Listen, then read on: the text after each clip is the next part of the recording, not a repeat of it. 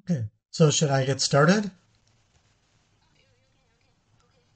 Okay, thank you. Okay, um, 大家好. Hello, my name is Jeff Paris, and I'm a nurse in the United States in Minneapolis, Minnesota. And this will be this will be a class in an in-depth look at the new and some old NGN item types of the next generation Nclex and some strategies and practice. So I'll try to talk about how we can solve the problems, how they're scored, what the questions look like, all of that today. So the next generation Nclex it's new. It started in April 2023, was the first version for students, for applicants to take. It's revised. The National Council of State Boards of Nursing, NCSBN, changes the test plan every 3 years. So this was probably the more major change, most significant change since Nclex started. So this would be, and so they gave the label of next generation Nclex because it's something new and quite a bit different than previous changes have been 3 years before, 3 years before that. It's all some major changes. The distribution of test items are grouped by the need areas of the National Council of State Board of Nursing identify that are relevant to nursing practice. So the NCSBN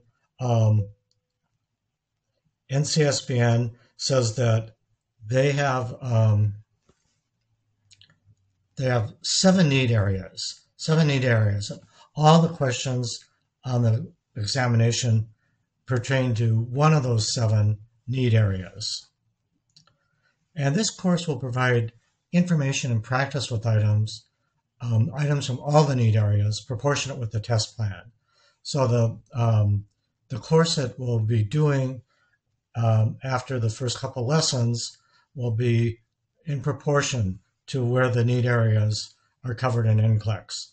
So we'll spend more time in the need areas that are heavily covered in Nclex, somewhat less time on the need areas that are less covered by Nclex, by next generation Nclex. So here's the need areas, and you can see that there's a range of percentage. Safe and effective care environment is really a major need area, divided into 2. Management of care, and that's going to be 15 to 21% of your test. So that's a significant portion, probably more than a sixth of your test, maybe even up to a fifth of your test. 15 to 21%, the average would be 18%, right in the middle of that. But management of care. And the third lesson will start with, third class will have focus strictly on management of care and questions with management of care and how to solve those questions and the strategy to use with that. Safety and infection control is also a pretty major part. That's the second part of safe and effective care environment. 10 to 16%, on the average 13% of the test will be on safety and infection control questions. Health promotion and maintenance, not quite as much. 6 to 12%, average of 9%. Psychosocial integrity, the same thing, 6 to 12%, average of 9% of the test. And then we break up to physiological integrity, which has 4 different need areas. Basic care and comfort, 6 to 12, average of 9%. Pharmacological and parental therapies, 13 to 19, so average of 15%. So that's another big area, and that's an area that we'll spend a little bit more time on in this class because it's rated, the questions, pretty high number of questions on pharmacological and parental therapies. Reduction in risk potential, 9 to 15%, average of 13% or 12%. Then finally, physiological adaptation, which is another fairly large segment, 11 to 17%. The reason why it's not every test isn't just the exact % is because there needs to be some flexibility with computerized adaptive testing So they can give you a range, but they can't, they'll say it's definitely going to be in that range, but they can't tell you exactly the number of questions, percentage, but something in that range. And altogether, the averages should turn up to be 100%.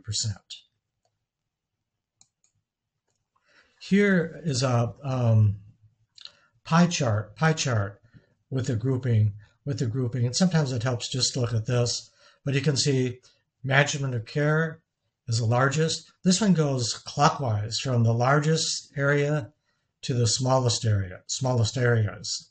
So management of care, the largest of all, pharmacological therapy, the second, physiological adaptation, not too far behind at 14% average, and reduction in risk potential, still pretty high, 12, safety and infection control, 12, and then there's 9% for basic care and comfort, health promotion and maintenance, and psychosocial integrity. So those are significant parts of the Nclex, next generation Nclex of the NGN, but those last three are weighed somewhat less, only 9%.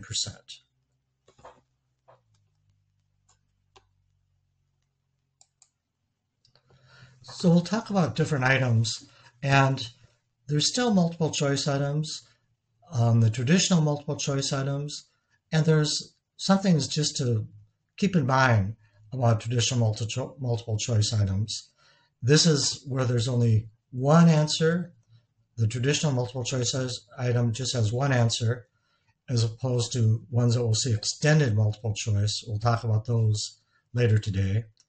But the type of questions might be more likely to be in a standalone question, not part of a series of questions, not part of a series of related questions, or part of a case study, but standalone questions that they have no relation to the previous question, no relation to the next question. So standalone. And here, for example, of a multiple choice question, if you want to take an American history class. So for example, who was the president of the United States during the Civil War? And hopefully most people in the United States, and probably a lot of international people, know that it was Abraham Lincoln, B. But so this traditional multiple choice, only one answer. It's either right or wrong. You get either no credit or you get 1 point. It's pretty simple. So the president of the United States during the Civil War was Abraham Lincoln. So that's a traditional multiple choice item. But you will still see some of those on next generation Nclex. There's a new items, and that's what we'll focus on, but there's still single choice, standalone, multiple choice items on the next generation Nclex. But that's a much smaller portion than it used to be. And here, let's take a first look at the basic multiple choice item. So let's look at multiple choice items. And the first part we call the stem, as educator we call the stem, or what asks the question, or the first part of a sentence to be completed. And then the choice or distractors follow. Usually is asking for the one best answer. So there might be a couple answers that might be partially right, might sound pretty good, but they're not the best answer. It's not the right answer. So here, the nurse knows that wheezes are caused by, the nurse knows that wheezes are caused by, stop. So basically, that stop, I put that stop sign there because we don't want people, when you're taking a test, to look at the distractors first. First, just look at the question, look at the stem, and think about, before you look at the distractors at all, think, what would be the answer? If I could put my own answer in there, what would be my answer? If I had to write my answer, what would I write as my answer? So don't even look at A, B, C, and D, or the choices, because those are what we call distractors. And at first, when you solve a question, single multiple choice question, think of what the best answer is and what you would write if you had to write the answer. So focus on the question. What do you think is the correct answer? Avoid looking at the choices first. You could cover them up with a sheet of paper on the computer screen, so you don't even look at the choices yet. And there's a reason why nurse educators call the wrong answer choices the distractors. So if we have a multiple choice item with four possible answers, 3 of the 4 would be what we call distractors, because they're trying to make you think, trying to get you to choose something, even though it's not the right answer. But it might look, if you're impulsive, you might think, oh, that looks good, I'll go for that. And you might not do the whole process. But again, focus on the question first. What do you think is the correct answer before you look at the choices?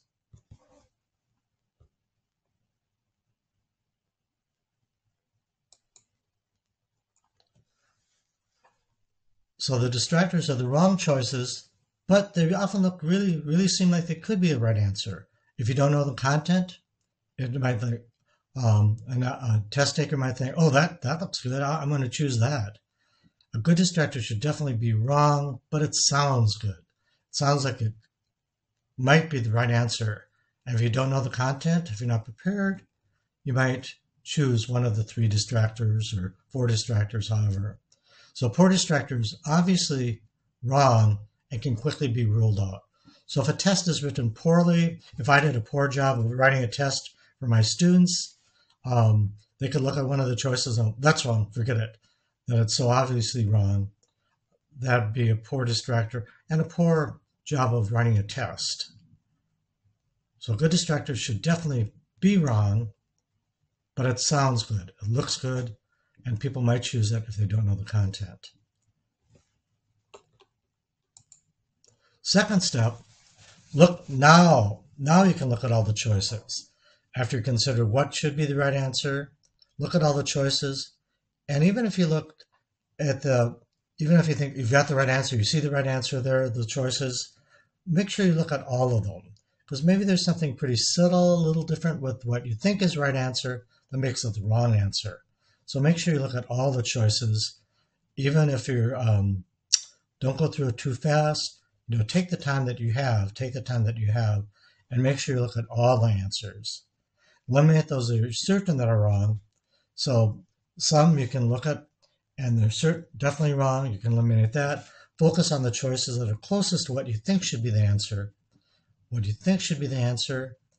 And then make your choice. Make sure your choice is directly related to the question too. So multiple choice, single answer, multiple choice. The answer has to be relevant to the question. It can't just be some good information, some correct information. It has to be related to that question. It has to answer that question. And if everything seems wrong, look again at the question. Try to start the process over again. Maybe your thinking will be able to be, when you start the process over again, maybe you'll be able to think of the question a little differently, and then look at the choices, and then maybe something will stand out as the correct answer. And everything else being equal, whatever answer feels the best to you. So it's kind of a subjective thing. If you're torn between 2 different answers, what answer just feels right to you? So that's a very subjective way of choosing an answer, choosing a choice. But still, sometimes your feeling, they found that how a person feels about an answer can make a difference, and that might help them find the right answer.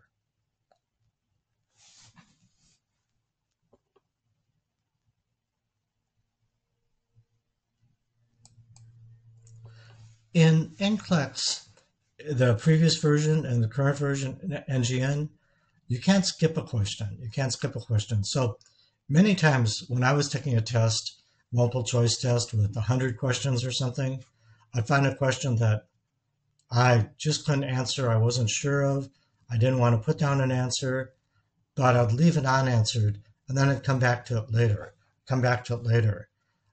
But with Nclex, you have to give an answer to the current question before the computer provides you with the next question. So with RN Nclex, even the earlier versions, you have to give an answer. You have to press that it's your answer. You have to you have to enter your answer. But once you do that, you can't go back. So you can't skip a question. You can't go back. And if you have no idea, put an answer, put what answer might sound the best to you, and you'll have to do that to advance. But usually you can have a pretty good idea what answer you want to put and choose that, and then you can proceed with the test. Otherwise, you won't be able to move to the next question unless you provide an answer. And again, there's no going back. You can't change an answer once you enter that answer.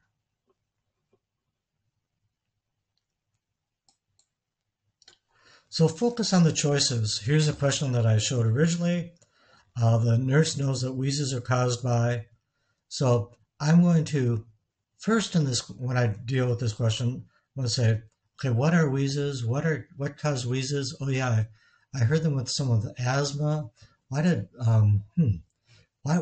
caused those wheezes?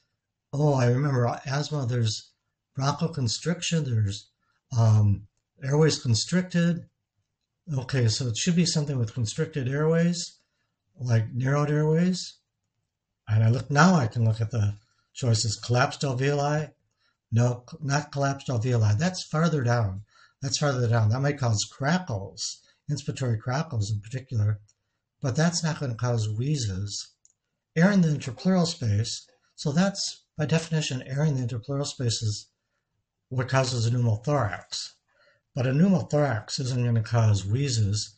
It's going to cause lung sounds to be diminished, distant. It's going to compress the lung, but it's not going to cause wheezes. Hypoventilation, see? No, hypoventilation, there's less air moving. If there's less air moving, you're less likely to hear wheezes, less likely to hear crackles. So I know hypoventilation's not going to cause wheezes, not going to cause crackles, not going to cause rhonchi, because you need good air movement to hear those abnormal sounds. But so I have not hypoventilation, and then I finally get to D, narrowed airways. And yes, that's what I remember. My patient with asthma had narrowed airways. We gave a bronchodilator, we gave albuterol to open up the airways, and my patient sounded much better. We heard less wheezes, good air movement, but less wheezes after getting the airways dilated with giving a bronchodilator, such as albuterol. So narrowed airways would be my answer. I'm very confident that I enter it, and then I move on to the next question. So again, make sure you look at all the distractors, but before you look at the distractors, think, what would be the best answer here? And go back, apply your knowledge base, your clinical experience, and think of what is a good answer, and then look at your choices. Basic multiple choice strategies. Just because a choice has information that is correct and answered doesn't mean the choice is the right answer. So you might have something that looks good, right? Interesting, it's correct, and accurate, but it doesn't answer the question. So make sure that it addresses the question with your choice. If any part of the choice is definitely wrong, then it cannot be the key answers. So if any part of the choice, it cannot be the right answer. It cannot be the key answers. So any part of the choice is definitely wrong. So there might be a choice that's half right, half wrong, but if it's that half is definitely wrong, it can't be the answer. And does the choice address the question presented? Again, it has to be a relevant answer to the question. And so it should come close to the choice that addresses the question, should be close to what the ideal answer that you thought of in the first place. Before you even looked at the choices, it should be close to what you thought the right answer would be. In nursing, there's few absolutes. That there's few times when you can say that words like always, never, all are usually not correct. Answer choices that have words like that are usually not correct because there's usually some kind of exception. There's not absolutes like always, never, or all. So those choices usually aren't correct. Choices that have words like usually, commonly, occasionally, or probably are more likely to be correct. and they're more likely to be the right answer rather than something with the absolutes. And never say never. Almost never say never. So again, there's very few things in nursing, and probably in life overall, that are never. There's usually some kind of exception. And never, or some word with an absolute, a choice, probably is not correct. Probably not the correct choice.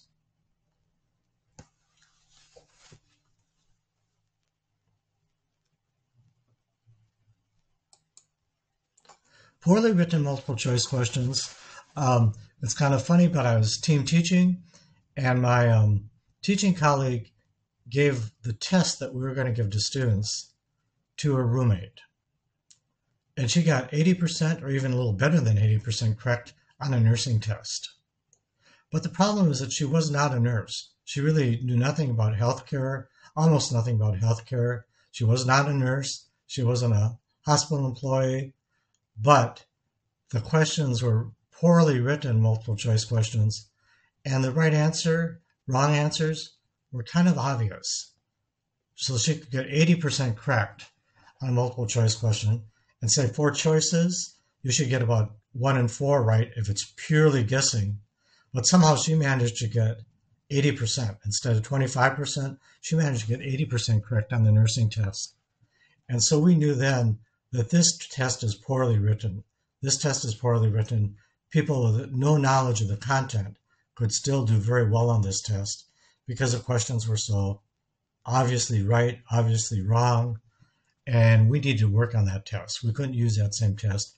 We had to have a totally different test with much better written items, because we didn't want people to be able to get a passing score on a test if they knew nothing about the content that we were teaching. And so we sometimes call that test wiseness. Test wiseness, that a person that is expert in multiple choice, taking a multiple choice test, can look at the flaws in the questions, look at the mistakes, see the obviously right, obviously wrong, and get the right answer more often than not, even though they know nothing about what we're supposedly testing. So we don't want to test a person's test-taking ability. We want to test their knowledge of the content and their ability to apply, judge, analyze the content. So poorly written multiple choice questions. Here's some of the characteristics of those would be the longest answer is always the correct answer. So the longest answer is predictably the correct answer. When I wrote test questions, if I had a long answer choice, as a correct answer, I always had another choice, a distractor, as a long answer. The grammar doesn't match, so this is very sloppy here. So here's a question. It's a sentence to complete, and the start of the sentence is the nurse must, A, B, C, or D. Nurse must understanding the physiology. That doesn't sound right. That's poor English, and it doesn't fit. The nurse must understanding the physiology. The grammar doesn't match. Obviously, that's a wrong answer, or definitely a bad question, poor question. So the grammar doesn't match, poorly written question, and also the choices contain opposites. So if you see opposites, one of the two will usually be correct, so you can ignore all the other choices. One of the two will be correct, but you can ignore the other choices. So really it comes down to 2. If there's opposites, it comes down to 2 choices of all the choices listed, and one of the two opposites will usually be the correct choice. You'll see that we'll talk about the extended multiple choice questions where there's many options. And in that case, you might see opposites, but there's other choices that you have that could also be correct as well. But basic standard multiple choice question, only one answer is right. See opposites, you know that one of those 2 is wrong. Other ones you can probably not even consider if the choices contain opposites in a single answer question. Here, so test wiseness is nice to have in school because teachers, professors aren't always perfect at writing test questions, and so it does help. But But when you come to RN Nclex and any RN Nclex test, the questions are well written. There's a large group in it. I was an item writer in 2008, so I was part of the item writing team. That was quite a while ago. But there's consultants, there's a group of people looking at the questions, and they'll make sure that they don't come up with questions that are so obviously wrong or obviously right as what I was just showing you. So the next generation Nclex, it's unlikely that you'll see questions that are that poorly written, that are obviously correct or obviously wrong, just from test wiseness.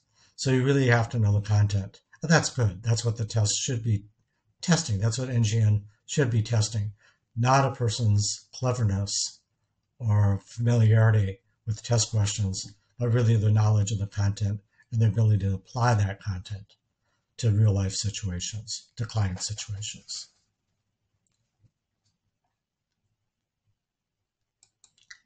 So new items with the NGN, new item types with the NGN. The National Council Board, State Board of Nursing wants to make sure that the Nclex tests today's thinking skills that a nurse needs in today's practice, what a nurse needs to practice in the healthcare environment of 2024, and the judgments that a nurse needs to make, the priorities, all that. The council wants to make sure that the test looks best at that. So it goes well beyond recall, simple memorization, but it goes with more complicated thought processes, cognitive processes, with judgment thinking skills, rather than something just memorizing a term or just rote memorization. They developed the NCSBN developed the Clinical Judgment Measurement Model, NCJMM, a National Clinical Judgment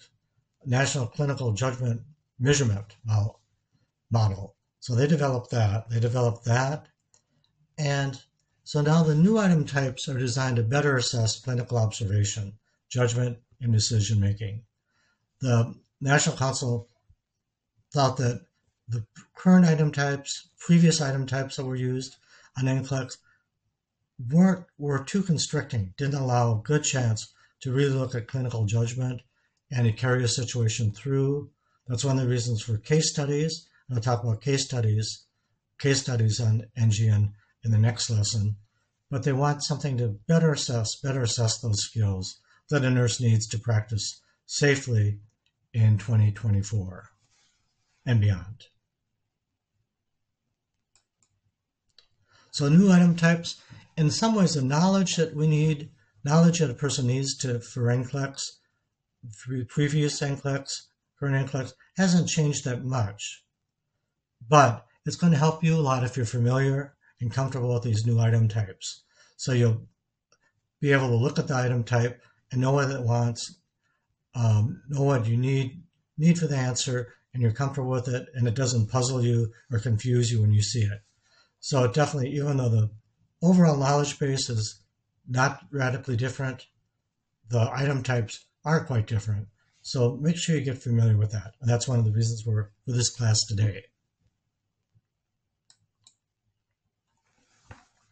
So here we have enhanced multiple response. And this is just a variant of the single answer multiple choice question. So we spent quite a bit of time talking about single answer multiple choice question, one answer, one correct answer, maybe 3, 4 distractors, wrong answers. But now there's multiple response, meaning you have many choices, and of those choices, at least one is going to be correct. They could all be correct. Usually it's going to be more than one. And potentially it could be even all the choices can be correct. But there'll be at least one correct answer, but usually more, and all the choices could be correct. And this is scored a different scoring method. Before multiple choice and before the multiple choice, select all that apply. If you had one of the choices wrong, either missed it or chose it as a choice that wasn't the right answer, you got no credit. But now it's a little different. Now there's plus minus scoring. You get plus 1 point for every correct answer. You get minus 1 point for every wrong answer, or answer that you didn't choose that you should have chosen. So plus minus scoring, scored with plus minus scoring. But it's by choice by choice by choice, extended multiple response.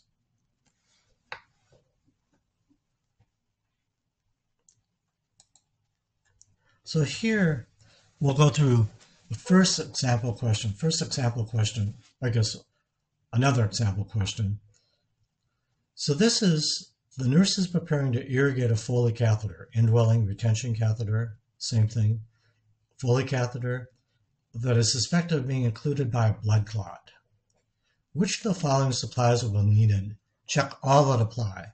So it's like a multiple choice question, but instead of A, B, C, D, you have A, B, C, D, E, F, G, H, I, J. You have many choices, not just 4 choices. And it's going to be at least one of these listed here. But it could even be all that are listed here, unless there's opposites among the choices. If there's opposites, you know that one is probably a correct choice, another one is probably a wrong choice. But you have to look at each of these, and see what's needed, check all that apply. And so we're given a procedure and all these choices of equipment that we may need.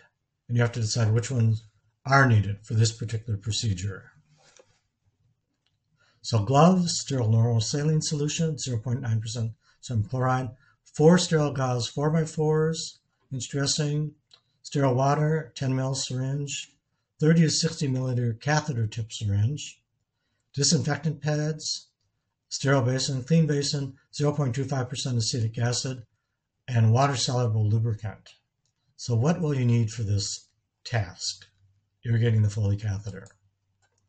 So first, before you look at the possible supplies, don't even look at the possible supplies, but think, what will I need to complete this catheter irrigation? And rehearse the procedure in your mind. Okay, I'm going to be doing this. I'm going to be putting solution through the catheter. I need a syringe, and usually a fairly large syringe, because I'll probably be flushing it with a fairly large amount. I need a sterile solution. What sterile solution? I need gloves as part of standard precautions. What else will I need? A basin. When I pull out, I need to put someplace. I need to fill my syringe from a basin. So I'm going to pour the saline in there, the solution in there, and look at the entire list of supplies, and maybe even mentally kind of visualize, close your eyes and visualize doing the task, doing the job, and the equipment that you'll need. But keep in mind that the only correct answers are the supplies you actually need for this procedure. So what will I need for completing catheter irrigation? I'm not putting a catheter in, I'm not taking a catheter out, I'm not doing that, I'm not doing care to disinfect, catheter care to help prevent a urinary tract infection. The question is just asking, what will you need to complete this catheter irrigation? So that's the only thing you'll need to look at. So now if you keep that in mind, let's answer the question, and we'll go one by one. Check all that apply. So I said I needed gloves. It doesn't say gloves, sterile or unsterile, and that's because often there's 2 ways you can do something. You can do something with sterile gloves, or you can do something with clean gloves, but still using a sterile technique. So the catheter irrigation, we're pretty much always using a sterile technique. We're using a sterile technique, sterile solution, sterile syringe. Inside the syringe, we're using a sterile technique. But we'll wear gloves because part of standard precautions is always wearing gloves when we deal with body fluid, and urine is a body fluid. Sterile normal saline solution, yep, that's a solution that we normally irrigate, kind of the solution of choice, and that's 0.9%, or also called normal saline, is what we'd use. 4 sterile gauze 4x4 inch dressings. There's really no reason we need that. We're not doing a dressing change. We're irrigating catheter. There's no need for that. So I would not choose that as an answer. Sterile water in a 10 ml syringe. That sounds like what you'd use for inflating the balloon when you put a new Foley catheter in, when you're putting a new catheter in. But so in some cases, sterile water in a 10 ml syringe is something we need, but not for this procedure. This would use that for putting a catheter in, but we're not using it for our irrigation. So that would be for the balloon injection port, but we're not doing that. Surgical mask. Some procedures say yes, some procedures say no. You could use that. It wouldn't be a negative, but most procedures it's not included in the irrigation of the catheter. So you can leave that as not choose that. Next one, 30 to 60 milliliter catheter tip syringe. Yes, we know we need that.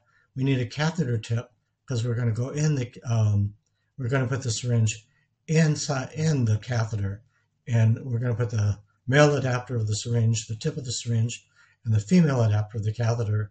So we need a catheter, a syringe, fairly large capacity for irrigating, so probably anything between 30 and 60 milliliters. So we'll choose that. Disinfectant pads such as alcohol, chlorhexidine. Yes, we're going to use that. We're going to disinfect surfaces. We're going to try to surface of the catheter, the female adapter of the catheter, the external part of the catheter. We're going to use disinfectant, and generally alcohol is used, or chlorhexidine is becoming much more common now. Sterile basin, yes, we need that because we're going to draw up the saline, pour the saline in there, draw it up with our syringe. So we need the sterile basin because we're using a sterile technique. A clean basin, we'll use a clean basin because what we aspirate with this technique, what we aspirate, we're going to put in the clean basin. And actually that's where we can see, if we're aspirating, if we're pulling out blood clots when we're doing the irrigation, we'll be able to see it in the clean basin. But that basin just has to be clean.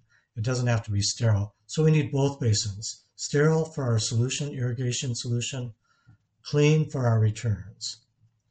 And finally, 0.25% acetic acid solution might be used for catheter irrigation to try to control bacterial growth.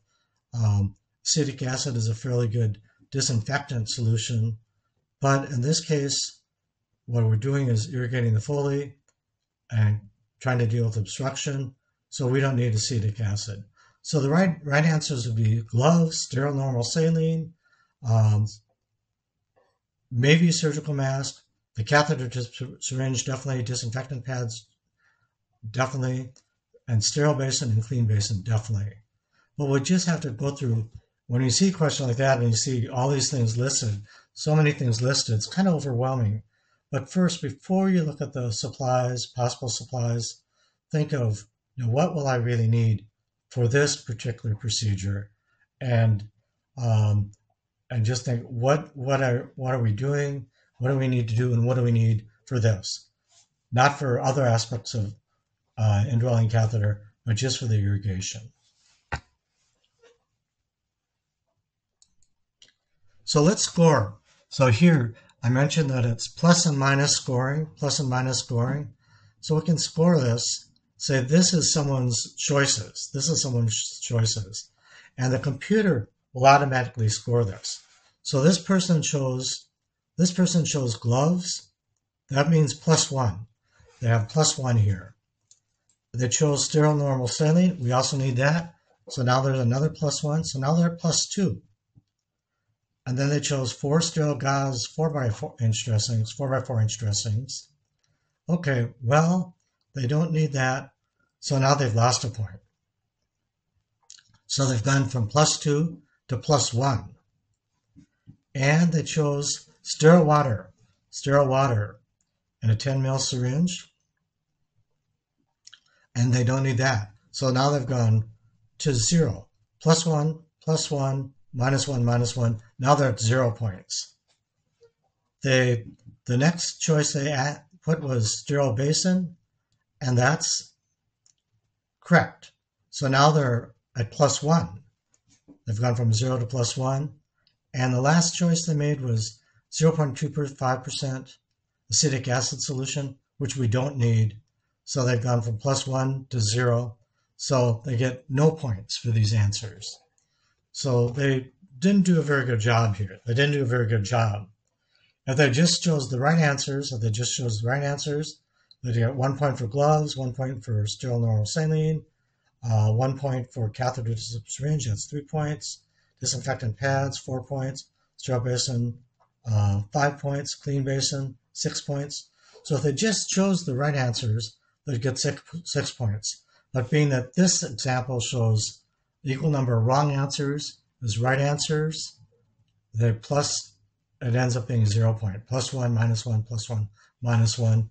So this person got no points for this. So it didn't help their cause, didn't help improve the chances of passing the NGN with these responses.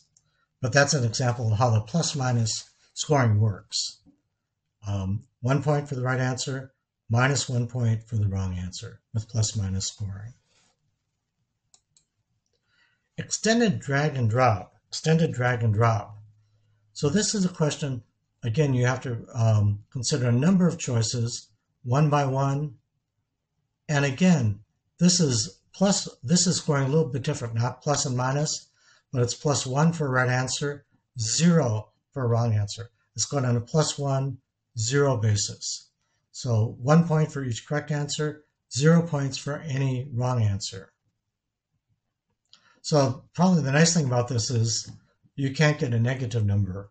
If you have all wrong answers, you'll have all zeros, but it still won't be a negative answer, but it's still not a good performance.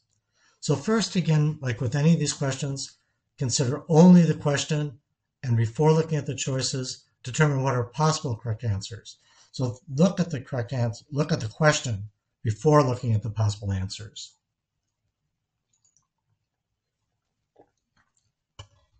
And the drag and drop is what you can do with your mouse. You'll drag the answer and drop it. So drag and drop. So here, an example, extended drag and drop. So these have many things listed here. A client's beginning treatment to control hypertension. Which of the risk factors listed below are modifiable? Drag and drop the risk factors that are modifiable into the column on the right. So on the left-hand column, you have risk factors. The right hand is answering the questions. Which of those are modifiable? Which of those are modifiable? And you drag and drop those, the ones that are modifiable, in the box. So from left side to right side. So drag and drop.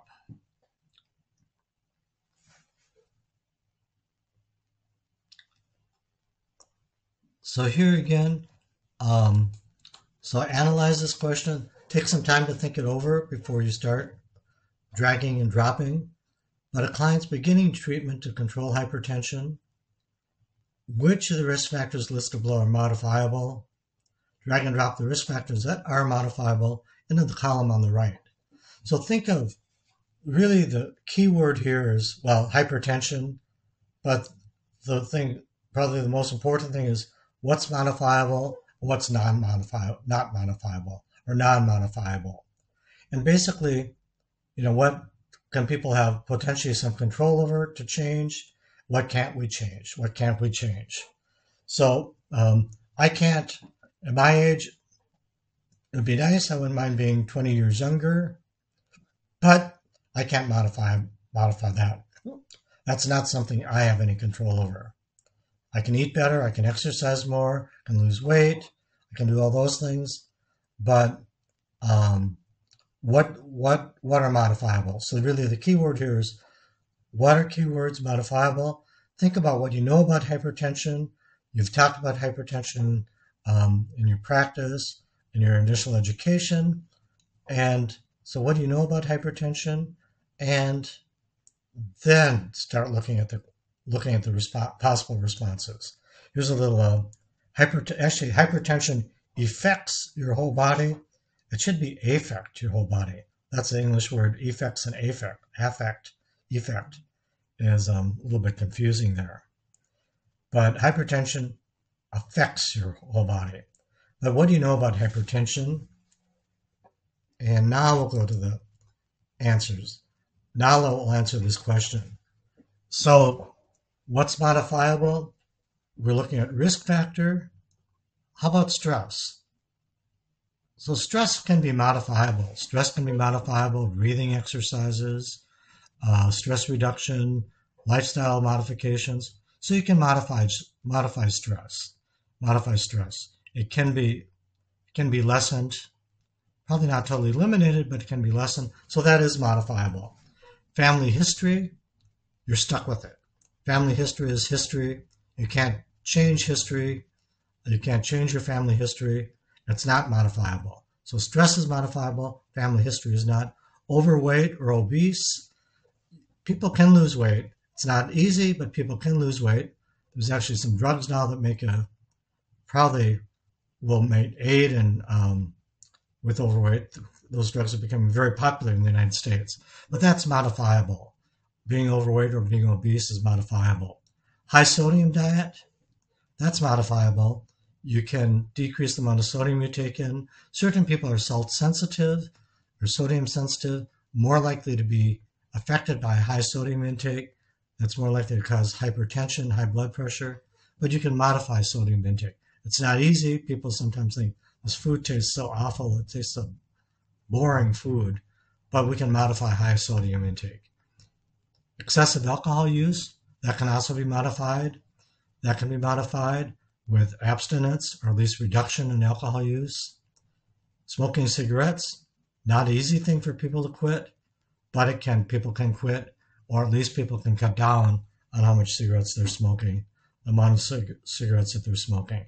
So that's modifiable. Sedentary lifestyle, in English you might call a couch potato, someone that sits on the couch watching television, playing video games, and couch potato. But sedentary lifestyle, that can change. That's modifiable. Low serum potassium, we can also adjust the potassium, so that's modifiable. We can potassium supplements, high potassium foods, so we can modify that. And finally, age over 60, can't modify that. That we can't change. We can't go back in time. So that's non-modifiable. But most of these factors, as you look on here, most of them are modifiable, and those would be the ones that would drag. The stress would drag to modifiable, overweight, obese to modifiable, high sodium diet modifiable, alcohol use, cigarettes, sedentary lifestyle, potassium. So everything other than family history and age are modifiable in this situation. So again, modifiable is a key word.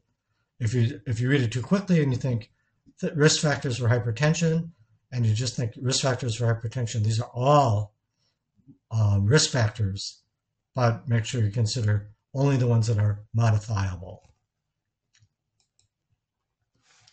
Here's another drag and drop. We'll probably do this one, and then we'll take a break here in a little bit after this one. So another example of extended drag and drop. So there's a lot of choices here, and the adult client with a tracheostomy has an order for deep suctioning is needed.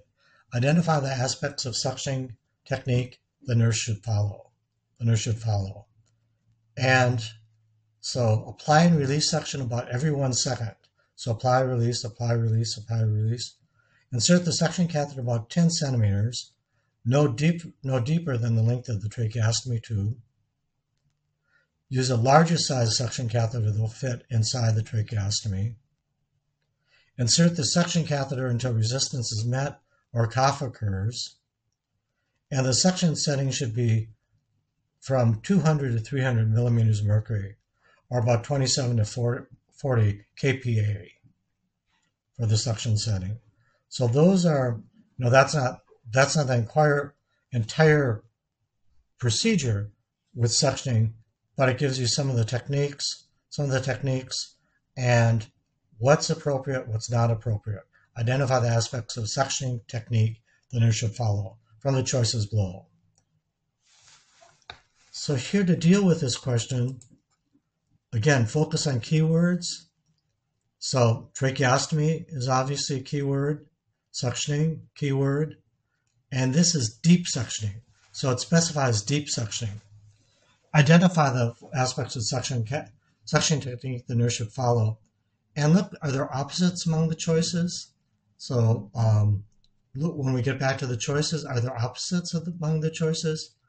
And physically perform some of the techniques. You know, you can even do it on your own, with your own hands, pretend that you are suctioning and your experience with suctioning, and what did you do, how did you do it, what did it feel like, what was your timing. So you could physically actually go through some of the techniques, and that might help you in answering this question. So keywords, are there opposites, and physically perform some of them, and do they seem realistic? So here, we're going to answer the question. We're going to answer the question, and the client, deep suctioning is needed. Identify the aspects. Okay, the very first technique we have, apply and release suction about every 1 second. Now, if you just perform that, and use your thumb, 1 second on, 1 second off, 1 second on, 1 second off, 1 second on, 1 second off, that's not going to produce very effective suction. It's like turning a machine on and off right away.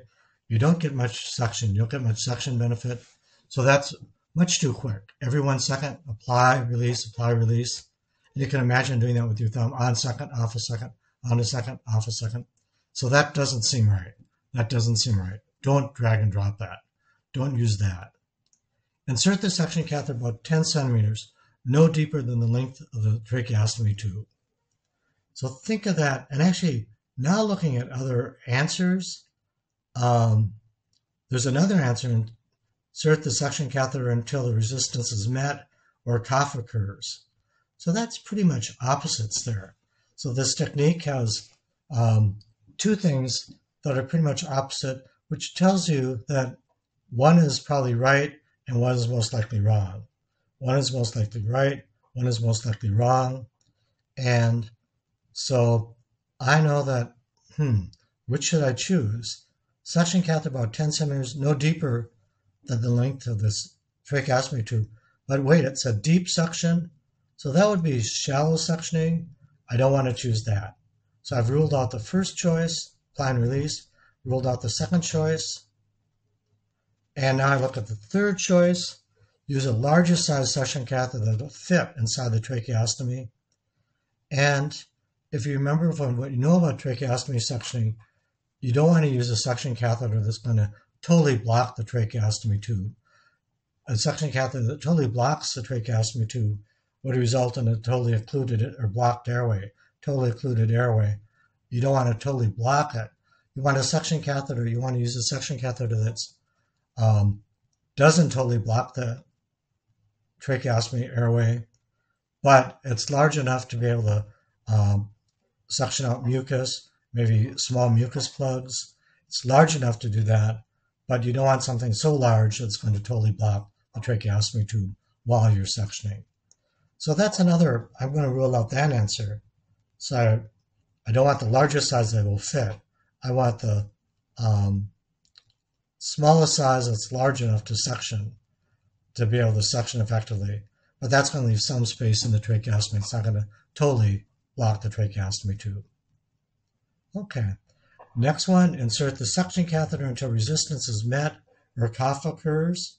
And then we figured out that was pretty much the opposite of the about 10 centimeters suctioning. And we figured out that is the right answer because it specifies deep suctioning, deep suctioning. And the suction setting should be from 200 to 300 millimeters of mercury. And you know from what you've studied, if we have too high suction, that can cause damage. That can cause irritation damage, the tracheomucosa, the lining of the trachea. And we don't want extremely high suction. And 200 to 300 millimeters is extremely high suction. So we don't want that. We don't want that. So actually, we only had only have one answer here that we accept, and that's insert the suction catheter till resistance is met or a cough occurs. This type of question it always will have at least one. It can have more than one. It could even have all of them. But in this case, we determined that there was only one correct answer. So the only thing we'll drag and drop for deep tracheal suctioning is insert the suction catheter until the resistance is met or a cough occurs. So again, think of what the procedure is, and think of what you've done before, what you know, what you've learned, and then look at the different parts of the technique and then choose and drag and drop. But in this case, there was only one. I chose the correct one. I got 1 point, which was the most points you could get on this question. So you or I did well on this question because you chose the one correct answer that was listed. But there could have been, most times there's going to be more than one correct answer. So we can take a break now. Let's see, I was told a 10-minute break. And when we come back, we'll start with the closed drop-down questions. So another type of item in the next generation of Nclex. So have a break, and if you have questions, I think you can use the chat function, and I'll try to answer questions at the end of the day today. Thank you.